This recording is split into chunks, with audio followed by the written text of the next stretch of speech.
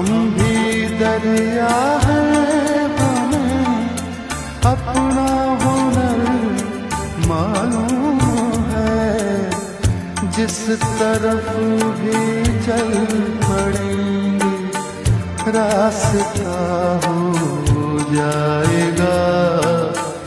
सर झुकाओगे तो पत्थर देवता हो जाएगा।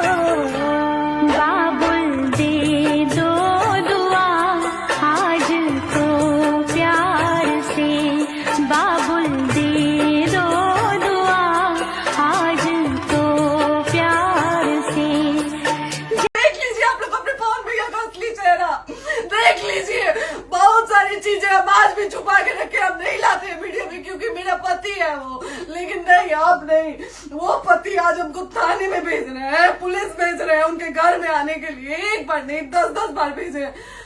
अब नहीं आएंगे आप लोग तो फिर मर जाने के बाद से कैंडल लेके मत निकलिएगा आप लोग। बेटी के नाम पे एकदम कैंडल लेके मत निकलिएगा। आप लोगों को कोई राइट नहीं है कि कैंडल लेके निकलेंगे आप लोग।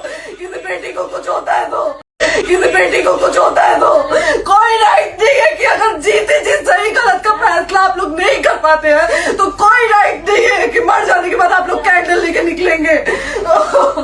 बाप रे। पूरा हो जाइतो जे हो तोर सपनावा,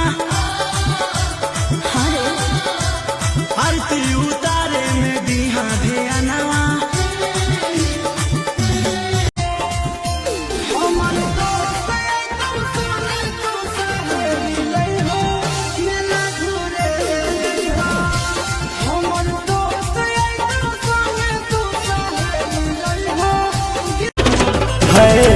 धरती पपाओ जैसे धैली मायरिया, गह गह करे लागल गौआ नगरिया।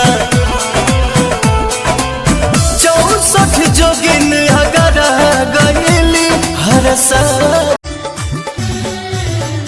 पूरा हो जाइतो जे हो तोर सपनावा, आरती उतारे में दिहा ध्यानवा।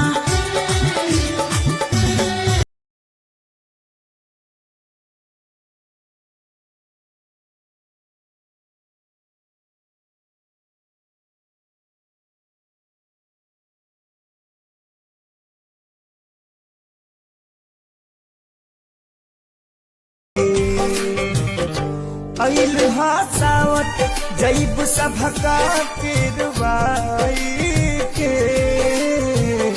तू ही बोला कैसे जिया।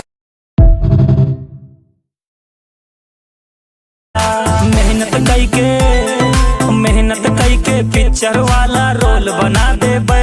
कृपा करे रहू दुर्गा मैया माहौल बना देबै। नीचे धरती ऊपर चंदा जैसे गोल बना देबै। ममता लूटई हमारी आगे साल यही हो, तू रखी हो नजर हमनी ओर हो। अइल हासावत जैब सभका किरवाई के, तू ही बोला कैसे जिया बिना माई के।